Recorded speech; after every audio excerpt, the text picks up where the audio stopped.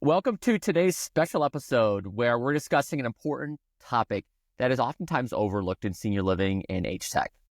And this is creating messaging that resonates with older adults within your digital channels. I'm your host, Paul Schmidt from SmartBug, and today we're diving into one of the more critical factors that play into senior tech success, and that's creating effective branding and messaging. The truth is, you can build the most revolutionary product in the world for your audience, but if the older adults, their children who are influencers and their caregivers don't understand it, trust it, or connect with it at all, then you're not going to gain a lot of traction in the market. And so today I'm joined by two experts on this topic, Tonia Speir, SmartBug's leading expert in AgeTech, and Erin Hardy, SmartBug's Senior Director of Copy, who will be giving us actionable insights into how to create better messaging that really helps you resonate with your audience. Whether you're an established player or you're entering the AgeTech space, we hope to give you a few actionable tips to help strengthen your value proposition and just better connect with your audience. So Tonia and Erin, thank you so much for joining today. Thanks, Paul. It's good to be here. Good to be here, Paul. Yeah, so let's jump into it. Erin, this is the first time we've had you on the cast, and I just wanted to kind of jump into a question related to branding and messaging with you first. Why do you think branding and messaging are often overlooked in senior-focused technology? Well, I mean, that's a good question. I would say that branding and messaging, and I might be biased being a lifelong writer, I think that branding and messaging are often overlooked in a lot of different industries, and and certainly in senior living. I think there's a little bit of an attitude or maybe a misconception that, if you wrap it all in, lovely pictures and lots of features, that's all anyone wants, when really it's all about their needs. And and it goes beyond when, we can talk about pain points, but it really does go back to the benefit, when we're talking about senior focused technology, you run the risk of running into that darn gadget territory, where you're talking about the technology and you're talking about what it can do as opposed to what it can do for them. I think that Apple AirPods commercial with the hearing aid feature with the daughter playing the guitar that made me cry, that is like the perfect example. Still, I think about it, I could tear up, I swear. That is the perfect example of them really honing in on a specific need. And that need is that he wants to be part of his daughter's life. He wants to be part of the conversation. So as long as, as long as you're positioning AgeTech with what it can do and not necessarily with what the technology is behind it, your messaging is going to be a lot stronger there. So I think that it's easy to fall in love with products and features and services, which is great because we're going to need to get to those. In order to get in the door, it's all about emotions and that need. Yeah, I think that example resonates so much in this vertical with that Apple specific example. Tonia, take me a little bit further in this area. Why is this topic of branding and messaging so critical when we're working with our AgeTech clients when they're looking to reach older adults or caregivers, any influencers? Yeah. Well, like Erin said, it's such a unique dynamic, right? Because we're at this crossroads of people who don't want to consider themselves as aging, but yet technology, and we want to talk about the advantages of the technology and why they need it. And that puts a spotlight on the fact that they are aging, and, being able to balance that message is critical. I think that when we're talking to this audience, and it's funny because it's an audience that I've been chasing for a really long time in my career. I used to do a lot of high-end luxury real estate, and when they were in their 60s and thinking about, or even like these, and thinking about these retirement homes, or thinking about we had to position it as, you deserve this. Not it's time for you to relax because you're getting old, but you deserve this. You worked hard and look at what, is coming for you. And we focused on the positive outcome.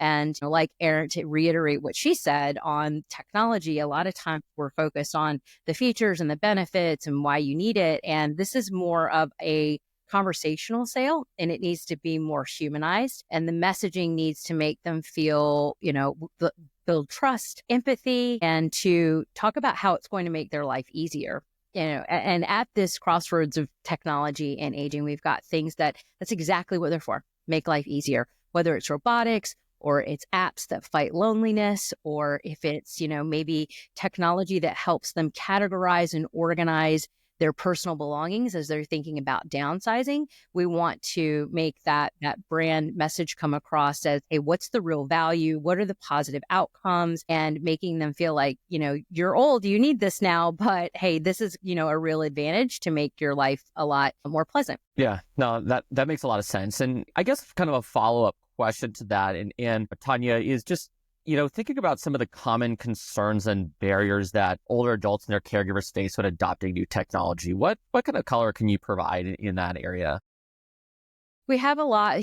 Trust is huge. It's a prime audience for being targeted by scammers, hackers, things like that. And we have to remember that this is an audience that didn't grow up with technology. They were introduced to technology as a part of their professional life. And so they were kind of forced to adopt it and, kicking and screaming in some ways. Some adopted it, embraced it, and, full force into that technology spectrum. Others are still kind of a little leery of it because they remember how they used to do things differently, or I don't know about giving my, number out here, what's going to happen to it. And I can't get that back. And then it's also a sense of control.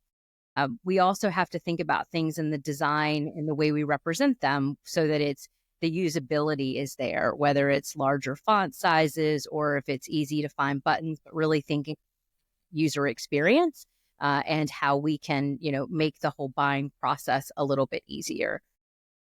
And where we find them, right? Okay, so it's a cluttered space, and because you have multiple buyers, you have all these different channels where people are consuming information. So you have that adult child who is maybe on one social platform, but not where the end user is going to be.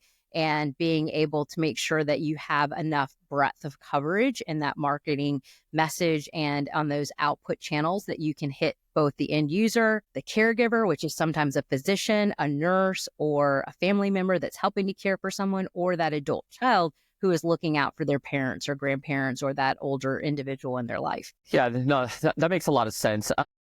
Erin, kind of adding on to that point, given some of those challenges, how should AgeTech or senior living organizations prioritize?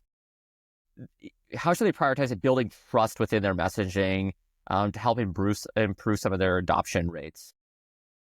I think that in you're building trust with a few different audiences here. Like Tonia mentioned, well, she and I both we're the adult caregivers at this point in our lives. We're at that age. And my parents are baby boomers, and just thinking of the ways that they've adopted technology has been when it's connected them with people. My mom sure did get into her smartphone when she found out that she could look at pictures instantly on it. She learned how to use Skype or FaceTime so that she could, she lives up north and and I'm down here. So I think that if you're, and you also have baby boomers who have some who are pretty tech savvy, who actually, adopted technology really quickly. And then people like my dad who still calls them celery phones, so I think that if you approach everything with honesty, integrity, and meeting that need, no matter what it is, because, if we go, not to talk about that AirPod commercial that I love so much, that touched everyone. That is going to resonate with the senior, that is going to resonate with the adult caregiver.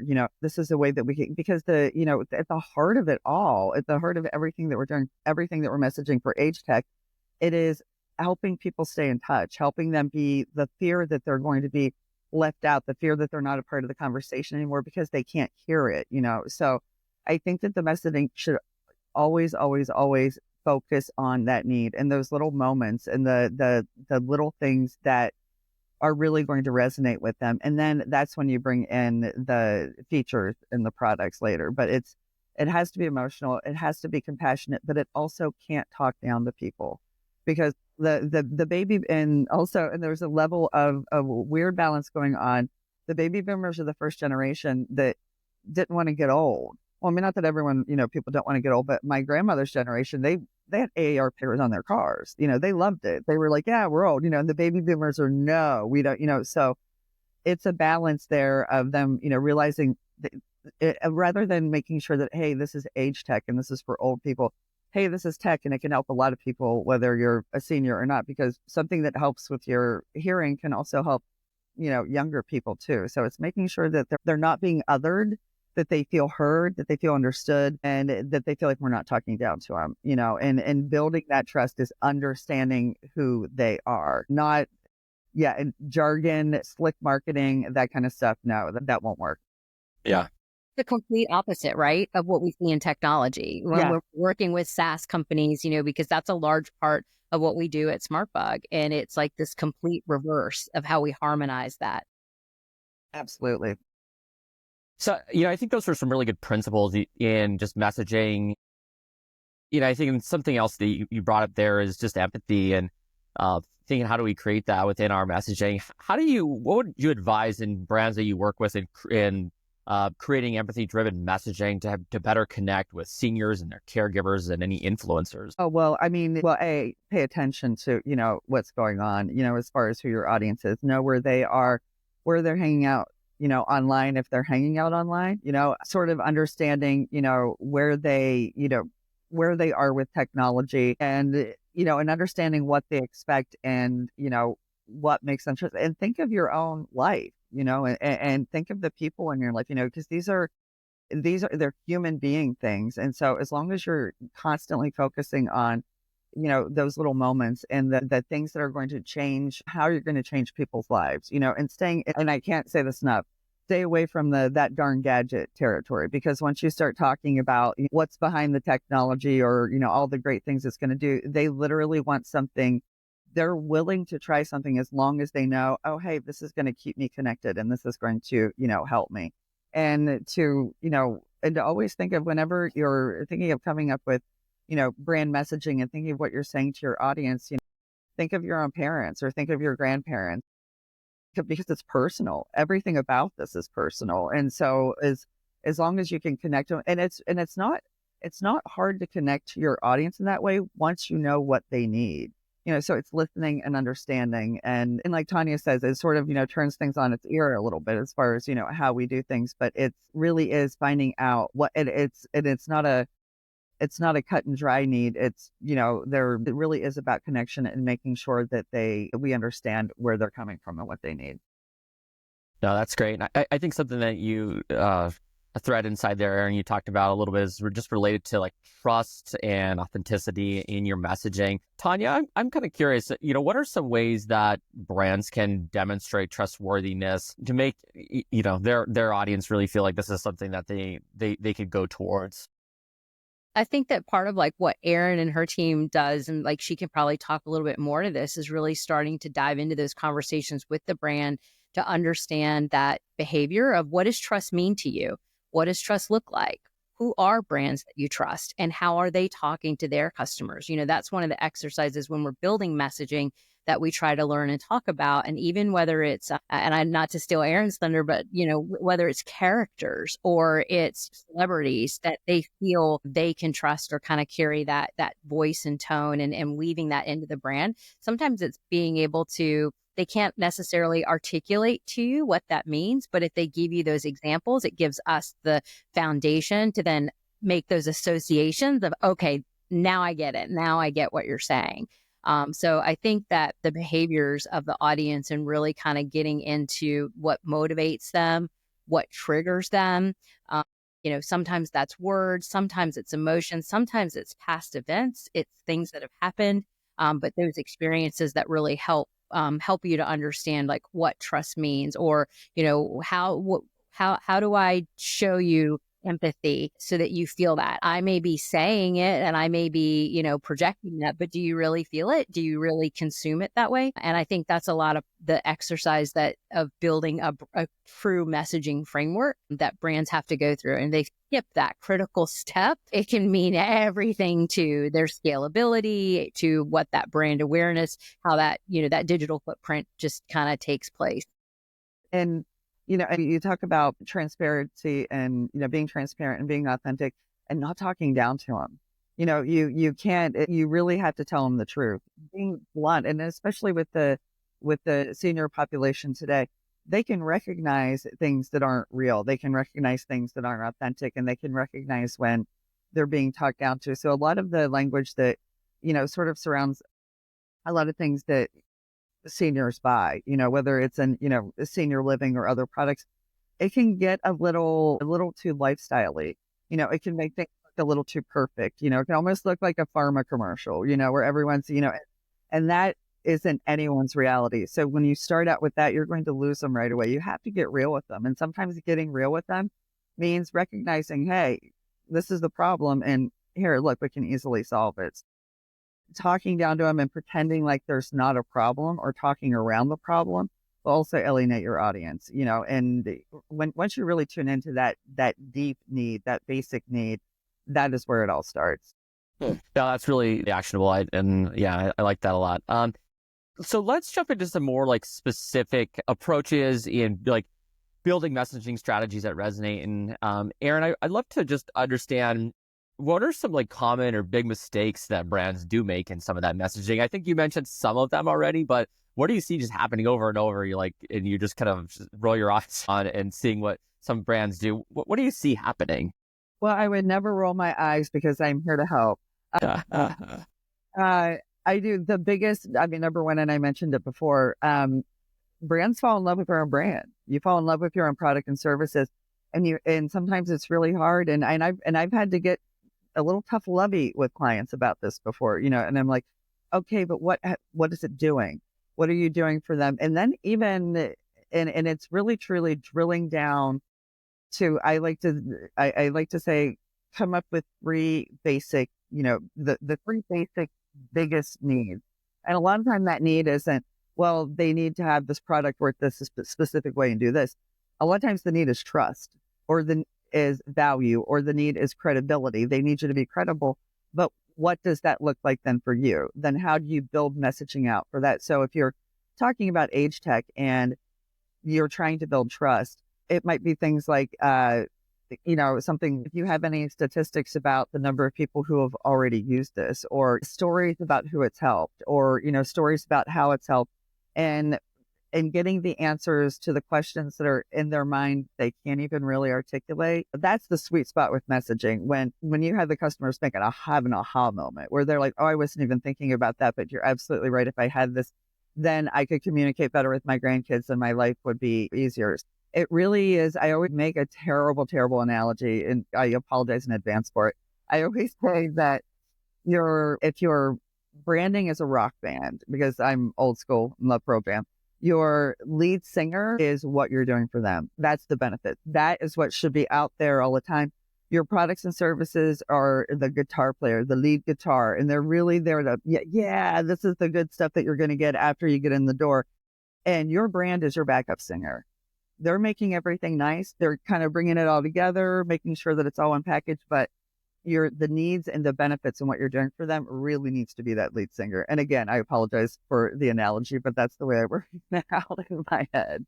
So just if you are immediately going to, this is what we do and this is how we do it, you need to take about 10 steps back and start really digging into, but why? Why do they need this? So. Yeah, I think it's kind of tricky to find that balance of, highlighting like what the features are and like what your product does versus like the benefits that it offers. And I feel like if you lean too hard on the features, then people don't really understand the why. And if you focus too much on the why, then people don't even know what you do. So it's kind of a tricky balance that you have to be thinking about. I would be curious, maybe Tonia, we can kind of go you first on this one. Like, what's the best way to balance features and benefits when you're thinking about AgeTech marketing? I think it's that marriage of back and forth, right? So situation, cause and effect, as opposed to trying to front load with one or the other, and making sure that, I think with this audience, it's key that there's two or maybe even three different buyers, and that why is going to change across those buyers. And so having that cadence and that message so that you are following some type of wave of here's the why, what it means to caregiver, what it means to adult child, what it means to end user. And here's how we solve for that explanation. And then go with another point instead of trying to bombard people with all of those points all at once, then they lose the connection or making the association between those two messages of here's features and benefits and here's what it's solving for, creating like a nice story. I think that's probably, storytelling is really big for this audience, and being able to build that story. You don't, lay out the last chapter all in the beginning. You got to build up to here's, where we're starting. Here's where we're going. Here's how we got here. Here's, maybe, and even layer in like personal experiences, because we all have older adults in our lives that, we are caring for or looking for ways to make their life easier. Just earlier this year myself, I was catapulted into that situation of, oh my gosh, my parents live, 3 states away, and how am I going to help them with downsizing, and what tools and resources can I put in their hands to start making that easier, getting them to understand like, hey, you can look on Zillow. You don't have to come visit me every weekend to look at real estate, to start thinking about what you're looking for. And I think that there are a lot of platforms, technologies, things out there that were maybe developed for the broader audience, and they haven't thought about how we readjust our product to fit this aging market and how we cater to them. So you've got products, technology, services that were created specifically for AgeTech, and you've got others like the Apple example again, that have a segment that now needs to focus on this audience because it's growing at such a rapid pace, and one that we've not seen in our lifetime. And Tonia, what's really interesting too is because we are talking to 3 different audiences, and we definitely there's the message is way different for the adult child than it is for the senior. However, if we are producing effective messaging for the senior, the adult caregiver is also going to be into that, because they're going to be like, okay, this is going to resonate, with my parent. But there is that need to sort of, the adult caregivers more than anything, they're going to be the ones who are going to want to jump quickest to, what do you get? What is this? They're going to want, after you get them in, and you can sort of tell them, hey, we can help you convince your aging parent who doesn't want to leave their house that they can, do this, or that they can, they can make life easier with this product. They are going to want to immediately go to the how, whereas their parent is just going to want to know, is this easy? Can I do it? And so honestly, it's a really fascinating segment to message for. We have a lot of fun with it here, which is weird to call it fun, but it's, because it is a challenge. And because the seniors that we're seeing today are so much different than like, my grandparents' generation was with this. So yeah, you sort of have to kind of throw, with a lot of marketing and a lot of the things that we're doing lately, throw the rule book out the window and sort of dig down and do what's right. Yeah. So I think you brought up some interesting points in kind of in balancing features and benefits. And, with the different audiences that we're trying to target, we have a finite pool of resources to be able to market to them. And so I'm curious from both your perspectives, just in terms of sort of a distribution marketing channel perspective and aligning messaging with the right channel. We might have a whole different set of channels when we're trying to reach an influencer versus the end user. Tonia, take me a little bit. What's your perspective, just like from a marketing distribution perspective, how you think about a balance between channels and getting in front of our target audience? I think you have to understand what story, like back to the storytelling theme there. You have to figure out what story am I telling on which channel and what makes sense. I would never have dreamed until about a couple months ago that someone would be able to find and target my dad on TikTok.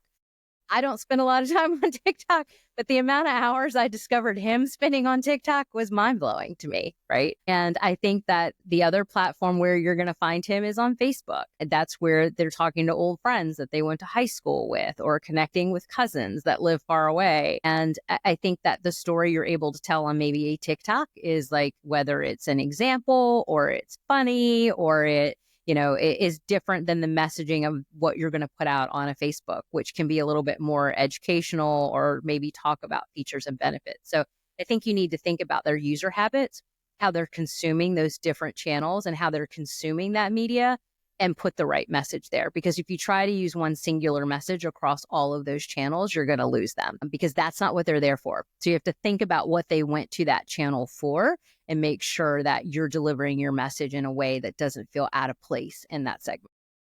Yeah, I think gone are the days where you're like, okay, I've got a marketing plan and, we're going to do copy for this big campaign and everything is going to say something similar. And that's just, not like you said, like Facebook is going to be completely different than TikTok. And I need to know how your dad got on TikTok, because I can't even get mine to open up a text message. So I need tips from you there. And I think that, I mean, literally it's going to change from email, video, blog, ebooks, checklists, all depending on where they're going to be. Is it going to be, if it's going to hit the senior, if it's going to hit the adult child first? Really, things have gotten really complicated, because it does, when you dive into the audiences, because you have to do a lot of research and find out exactly what they need. And so if you're, if the need is, and I'll go back to, I want to hear my granddaughter or daughter, guitar, that message is going to have to be communicated in different ways across different channels to the different audiences. But it is still a powerful message. I really love that commercial. And another difference, like to what Erin is saying, is like, when we think about, and I'm going to pull out B2B SaaS because that's what we associate so much with the tech work that most of us have done to date. It's about personalization. And we have a really fine line we have to walk with this audience of AgeTech between privacy and personalization. So we know that personalization works in marketing, and it's really easy to do that, I think, like through an email.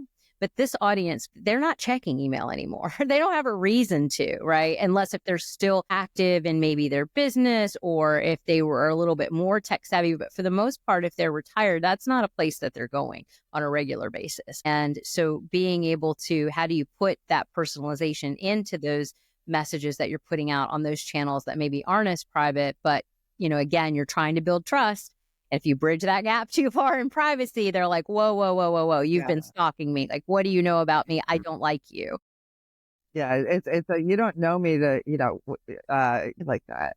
It's like, how very dare you, do that, which is a completely different experience to, it's sort of overstepping your bounds, I guess, and making sure that they want to feel like we know them, but that not that we know what they ate for dinner. Yeah, no, that's great. And yeah, let's kind of move that way towards building trust. So, many of our clients, they have some sort of social proof on their website or in third-party channels, like reviews, 5-star reviews, testimonials that they have on their website, things like that to really help build that social proof. I'm curious, Erin, your thoughts on the use of social proof within branding. How does that help drive adoption for this type of vertical? I think across just about any vertical, social proof is strong, but I mean, especially for this, and I think it's going to work more with the adult children, that they're going to, because they're the ones who want to say, okay, what's this really like, and they want to know, they want to see how other people were able to either talk their parents into doing this, or were able to get their parents to adopt this. But I also think that it also goes a long way with the senior audience too, because there is that trust. And so if they see that, especially if it's honestly the social proof with, a lot of seniors is going to be in their immediate circles. A lot of that is going to be, oh, well, my neighbor did this and it changed their lives, or a friend of theirs on Facebook they went to high school with, had a problem with this, and so that kind of stuff is really strong, regardless. And I think that especially with things like this, that if they see that somebody they know or somebody they relate to is using it without trouble, they'll think, oh, I can do that too. This must be simple enough because I'm as smart as that guy, or, I'm as smart as that person. And I think especially for us, adult children, we always want to make sure that our parents aren't wasting their money and they're not wasting their time, and that it's not a rip off, and that it's not, there's that sort of, we want to make sure we vet everything for them. I do that with my parents. My mom, we want to do something like, wait a minute, mom, wait a minute. Let me check online. Let me make sure this is good, and so I think that it's super strong, and that will always be effective. Always. I think that is probably one of the most important things you can lead with, is that somebody else has done it and they've succeeded, and you can be them. Yeah, Doc. Oh, sorry. Yeah, so I think one of my last questions I just want to kind of probe into is just thinking about digital and traditional marketing mix and media mix in reaching a senior audience and adult children and their caregivers. What's the right balance, Tonia, when you think about how brands should be allocating it between different channels? And then, Erin, I'd be curious more on the messaging side of things. How do you think about writing for billboards and versus digital? And so maybe, Tonia, you could take that first. Sure. I think that it's going to be one of those scenarios where we see it change and evolve over the next 10 years. At this stage, traditional is not dead, and it still has a place in those marketing campaigns. when I look at the younger side of the baby boomers, I don't know if that's going to, I would have the same answer a few years from now, because I think we're going to see that continue to erode and that space continue to get cluttered. I could be wrong. It could make a resurgence, right? Like, I don't know. I'm going to date myself here, but I was one of the first adopters of LinkedIn when it came out. And then it died. And then it came back like full force, right? And so I've seen things like, go away and come back and like become meaningful again. And so, I could say that now and have a totally different opinion, 3 years from now. But I think right now, today, there is still, it's not a crowded space. We're not getting as much junk mail as we did, a few years ago. It still can, people are still, in that age group, still paying attention to it. And I think done right with the proper mix of digital, it can really make a statement in your campaign strategy. But I don't think it's one or the other. I think it's definitely a balance of both. And I think it needs to, maybe that's where you're coming into their home and that's where you were able to maybe solidify that message of trust, or solidify that, like focus more on like the people that are like you, have used it or seen experience, and make that land, or give them an offer to incentivize them to go online and take an action. I think that's really how we would probably use that in today's market. Yeah, and Tonia, I agree with you that print is still in play, but for how long? Because it is there. We do have some, some of the older baby boomers who have to have that piece of paper in their hand. They trust it if they can read it when it's. They're still printing out their their directions, before they drive, even though they have GPS, which my mom still does. Oh, I hope she doesn't watch this. No, I'm just kidding. So I think that. And I agree. I think that they're getting savvier, and the younger baby boomers, especially, they're online, they're tuned in. But I think that especially for right now, the best idea is to keep a mix of of everything. I mean, find out, be smart, know where your audience is hanging out, know what they, know what, if your audience, if you know that your audience absolutely hates brochures and doesn't want them, don't do them, but don't count anything out. And MySpace could still make a comeback. I mean, I agree that, print could still be a thing. You never know, but I do see it getting down the road, it getting, mostly digital, because I think that a lot of us, most of us are consuming all of our content digitally. And I think that that's going to, continue to increase. But yeah, they're a big mix of everything, especially, and I think that social media, especially Facebook, right now, I think that could be really powerful.